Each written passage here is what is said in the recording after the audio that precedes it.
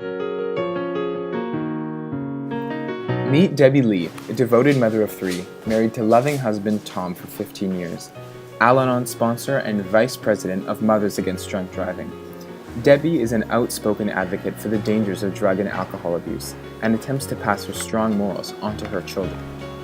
Hey Mom, I'm about to leave for the party, alright? Okay, just remember to be home by 11, don't linger in the streets alone. Call me if you need anything, and remember, don't do drugs or alcohol. Yeah Mom, I know. Okay, have fun and be safe. Thanks. However, Debbie Lee has been leading a double life. Hello? Okay, I'll be there in a second. Despite seeming a pillar of morality in her community and a model citizen in all aspects, Debbie has been conducting a secret drug dealing operation for the past 6 years, unbeknownst to her family. Hey, you're Mama D, right? Yeah. I've heard you got the best stuff around. You've heard right. Do you have the money? Yep.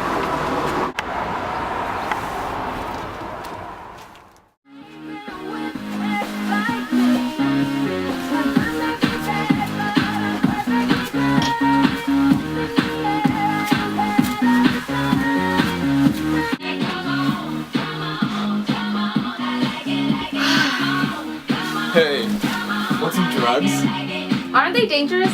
My mom said... No, it's no big deal. Come on, one time can't hurt. I guess one time can't hurt.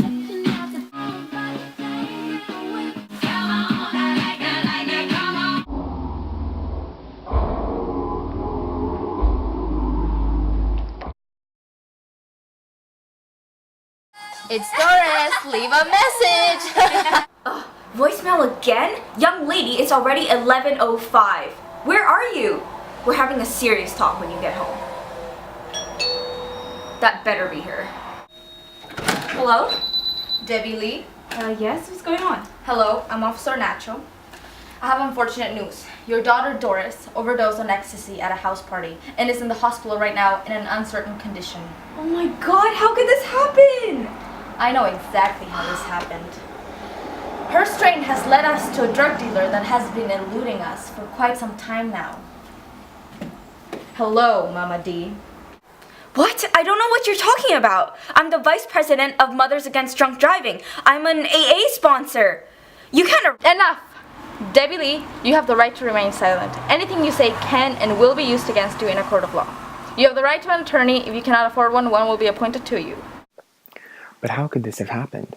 How could such an honorable, responsible advocate for the dangers of drug and alcohol use have been running a drug dealing operation, even as she warned her kids to avoid drugs at all cost? How could she have acted so hypocritically?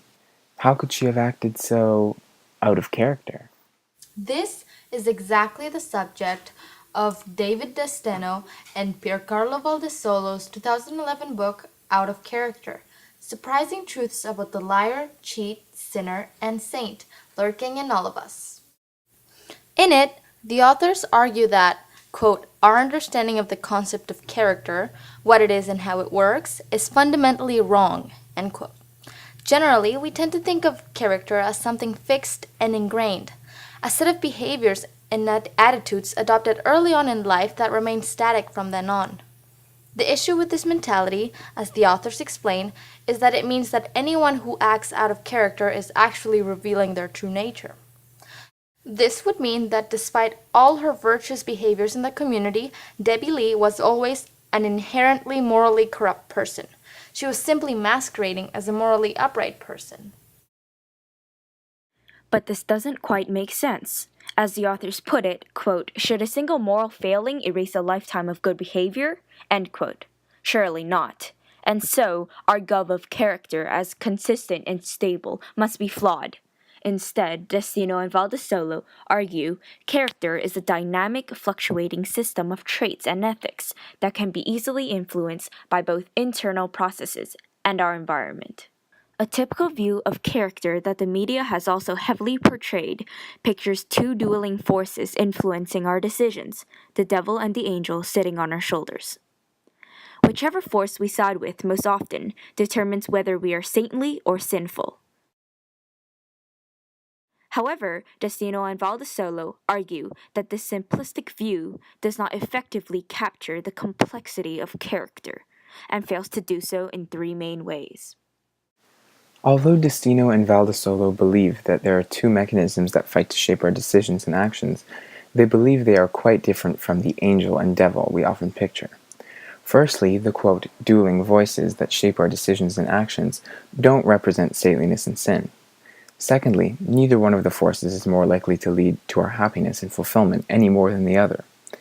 In the angel and devil system, listening to the angel's counsel is always a good idea, but according to the authors, no one voice is more reliable than the other, and neither one is always right.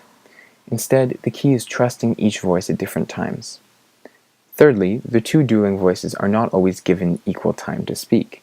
One voice may be amplified and the other quieted by various external factors. So, what is a better metaphor to describe the psychological processes that shape our decisions? The authors suggest that the characters from one of Aesop's fables could be a better fit: the ant and the grasshopper. In the story, the ant is firmly focused on the long term. Even in the middle of summer, it works tirelessly on storing food for the coming winter months.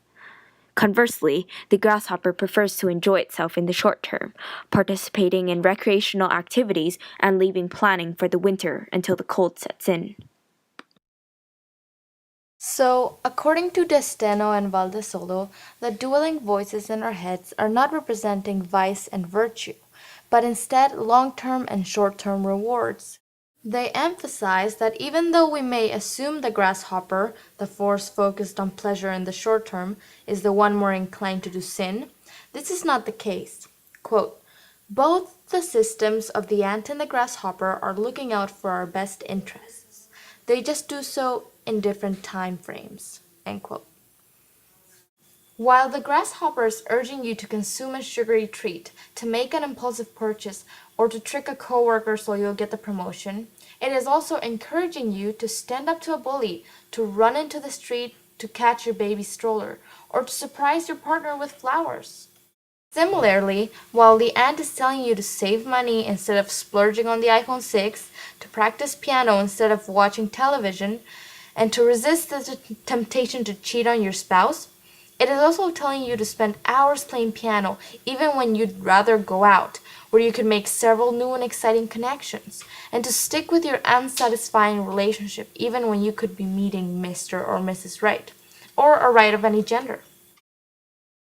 Clearly, both the ant and the grasshopper try to suggest what they think is best for us, but neither is always right. So, every time Debbie Lee, or Mama D, was making a drug deal, the grasshopper was reminding her of all the money she was making, while the ant was warning her of the potential risks associated with such an illicit practice. While the ant might seem the voice for virtue in this case, the grasshopper was thinking in Debbie's best interests, but only in the short term.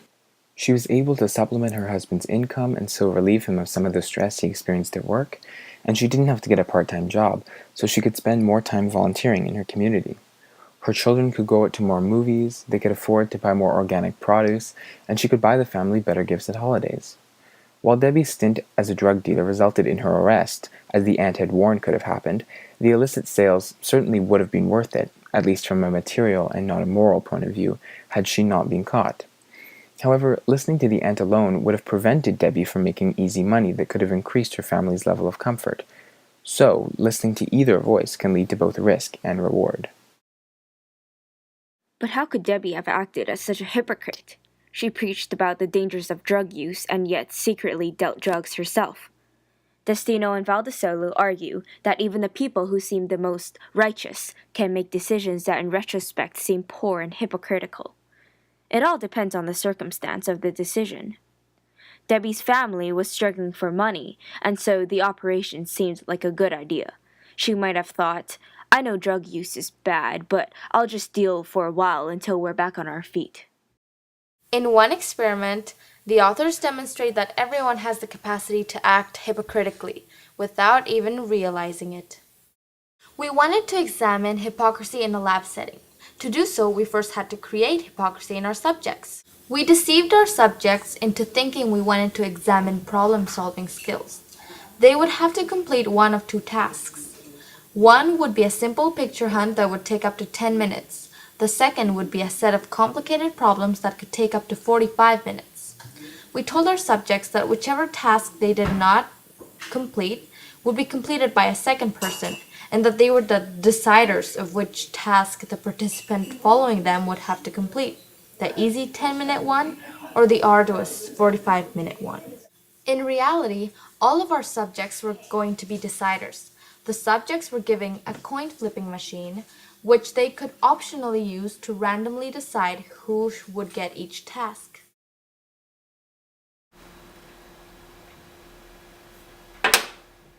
The results showed a total of 92% of subjects did what you just saw.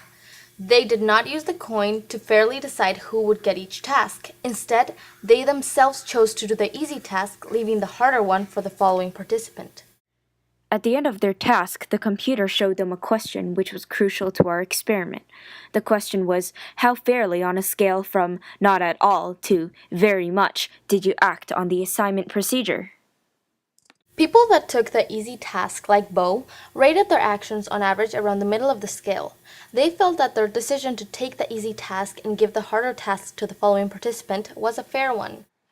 However, when other participants, like Vitaluz, were asked to watch Bo make the decision of not using the coin flipping machine to decide who would get each task, they rated his actions as much less fair. How fairly do you think he acted? Not fair at all. They chose the easy task and they didn't even use the coin. I didn't like him. This demonstrates our capacity for hypocrisy. Even though we're all much more likely to give ourselves the preferable task, we're also very likely to judge another person who did the same thing as having acted immorally. Just as we're prone to cut ourselves more slack than others, we're also more likely to trust and to favor those who look physically similar to us, according to one 2008 study by Balinson et al. Thank you for volunteering to participate in our study. If you wouldn't mind, we need to take a photo of you for our records. Okay, sure. In reality, we will blend this photo with a political candidate's face just enough so that our participant won't be able to notice, at least not consciously. Okay, based on only the pictures we've shown you, what candidate would you vote for? A or B? We showed our participants sets of photos like the ones you see on screen, and we blended one of the candidates' photos, either A or B, with our subject's face, just enough so that they wouldn't consciously notice. We wanted to see if it would affect our subject's voting decisions. In this case, we blended candidate A's face with our participant's face. Let's see who she will vote for. Candidate A. Aha! Thank you. Click. What about now? A or B? For this set of pictures, we blended the participant's face with candidate B's face. B. Okay, thank you. The results showed that people were more likely to vote for a candidate whose face was blended with theirs. In other words, people were more likely to vote for a candidate that looked like them. After the subjects selected their preferred candidate, they rated them as more honest, moral, and kind than the opposition, even though they knew nothing of the candidate's policies, behaviors, or attitudes. However, our biases when it comes to physical appearance seem to work both ways. As we've discussed, we're more likely to favor those who look like us. But a 2002 study by Correll et al. Suggests that we're also more likely to distrust those who look different from us. In the experiment, participants were seated in front of a screen with two buttons in front of them, one labeled shoot and the other one don't shoot. The participants were shown images of landscapes, roads, cities, and every so often a person would appear on the shots. Their job was to shoot at them by pressing shoot if they were holding a gun, and pressing don't shoot if they were holding another object such as a wallet or a phone. Oh shoot, that was a wallet. Correll subjects were all white, and the results show they were much more likely to mistakenly shoot an African American man that was holding a wallet or a phone and confusing it with a gun. So, let's review the 3 studies we've described from Out of Character. The first study, DeSteno and Valdesolo 2008, went as follows.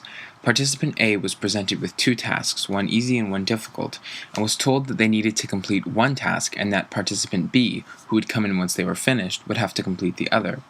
Participant A was given a coin flipping program on the computer by which they could fairly decide who would get the easier task and who would get the harder task, but were also told that the use of the orbiting program was optional. 92% of participants chose to not use the coin flipping machine and take the easier task for themselves, and when asked to rate how fairly they acted, generally reported having acted fairly. However, other participants who were watching Participant A forego the coin flipping program in favor of themselves rated Participant A's actions as unfair, suggesting that we are more likely to forgive ourselves for acting immorally than others. This study could be used to partly answer the 22-point question, discuss ethical concerns related to research studies at the cognitive level of analysis. DeSteno and Valdesolo were looking into how judgment, a mental process, varied in different situations, so it was research at the cognitive level of analysis. The study DeSteno and Valdesolo 2008 both adhered to and deviated from ethical guidelines of psychological research.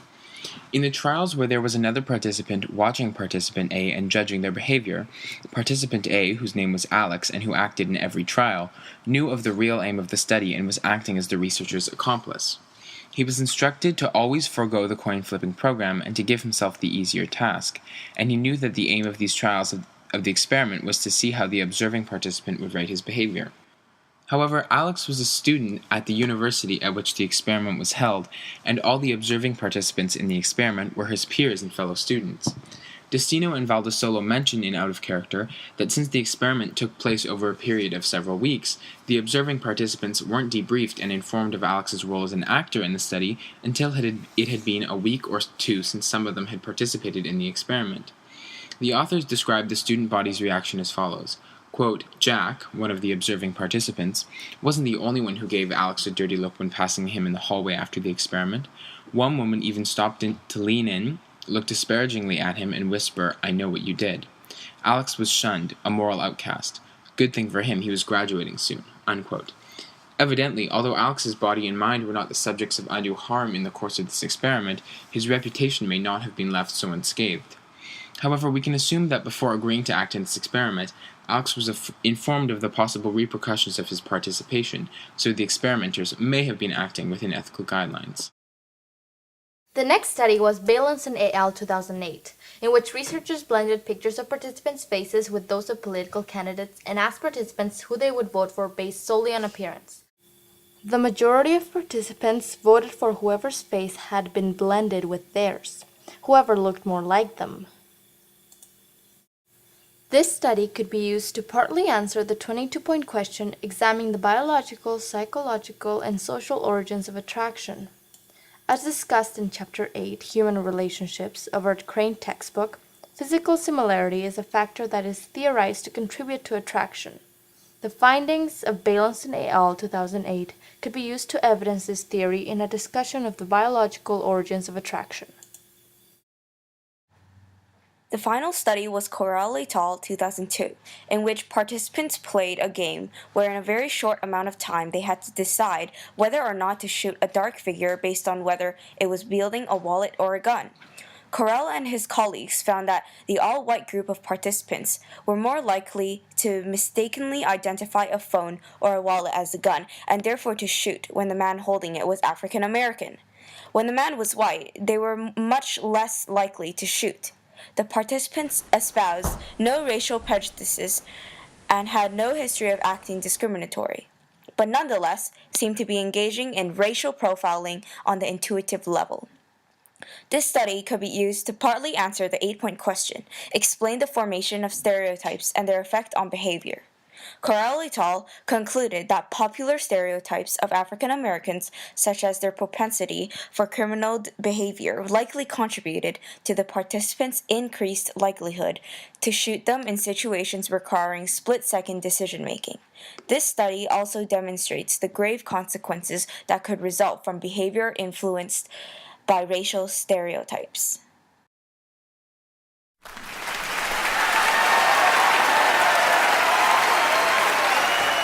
Hello and welcome to 5 Minutes with Barbara Walters. I'm your host, Barbara Walters. Today, we have two extraordinary guests on our show. They're psychologists, researchers,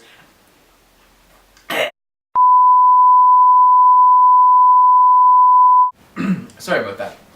As I was saying, the two extraordinary guests we have on our show today are psychologists, authors, and researchers, and they wrote this book, Out of Character, Surprising Truths About the Liar, Cheat, Sinner, and Saint Lurking in All of Us, in which they argue that our current understanding of character is flawed.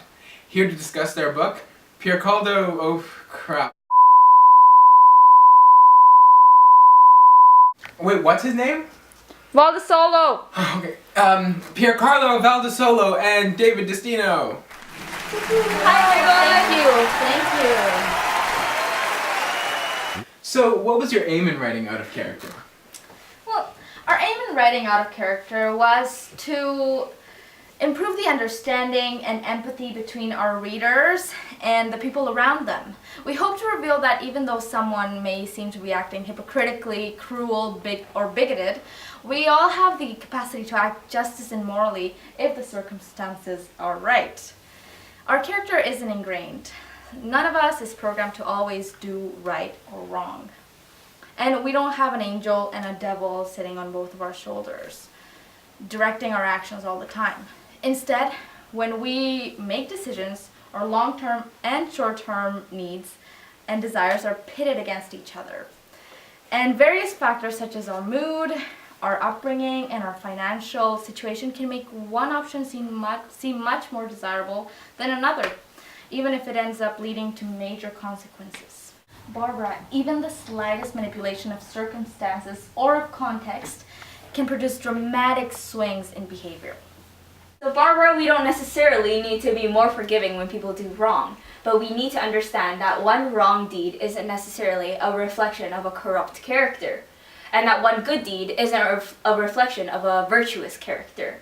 We all have the capacity to do both good and bad, but by understanding our biases and the factors that affect our decision making, we can make clearer and wiser decisions in all aspects of our lives. Yeah, when people in our lives act out of character and defy our expectations, we tend to feel as though we've been tricked into believing they were someone they're not.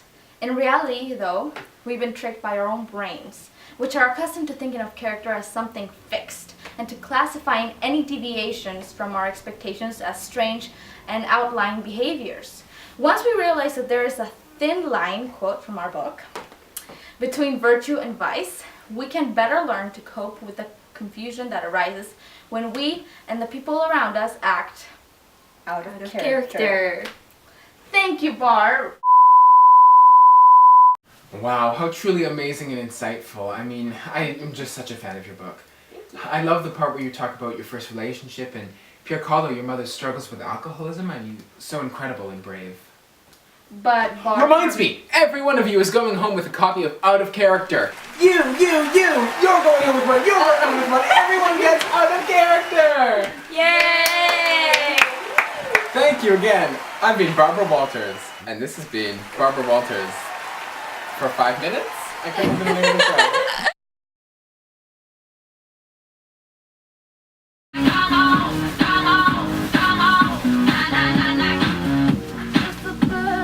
Okay, you want some drugs? Aren't they dangerous? Oh. My mom says... I'm so sorry. Hello, Mama D. Sorry about that. Wait, I can't remember my lines.